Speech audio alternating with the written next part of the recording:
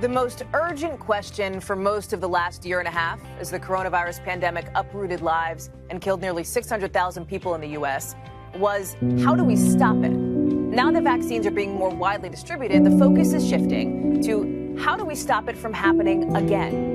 And to answer that, we need to know how it started and how COVID-19 infected humans in the first place. That's why President Biden this week charged the intelligence community with pushing harder to get answers and putting a deadline on it, 90 days to report back to him with a more definitive conclusion.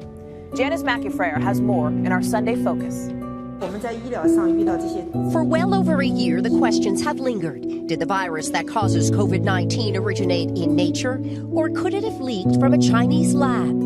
That President Biden this week ordered the intelligence community to find something about the origins of the virus has refocused attention here on the Wuhan Institute of Virology that houses China's top virus research lab.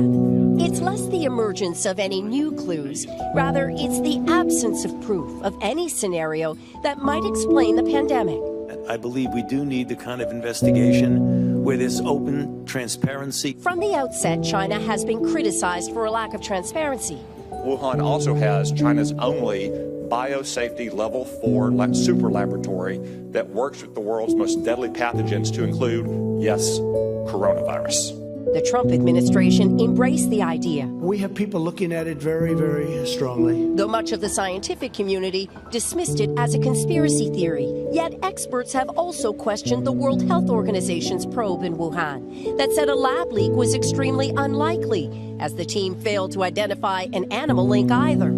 In a joint letter in the journal Science, leading experts openly called for a broader investigation, saying no possibility should be ruled out until we have sufficient data. NBC News was granted the only independent media access to the Wuhan lab in 2020. Lab directors, not surprisingly, denied any leak. Has anyone at the lab, either personnel or connected to the lab, tested positive for this virus? No. Nobody. Nobody.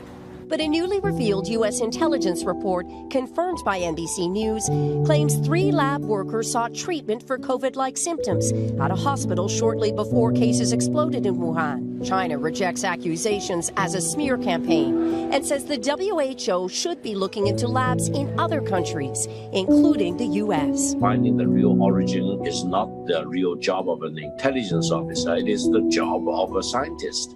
Yet there are still questions about the Wuhan lab's research with coronaviruses similar to COVID, including the closest known match, taken nearly a decade ago from a bat sample at an abandoned mine in China's Yunnan province, 1,000 miles from Wuhan.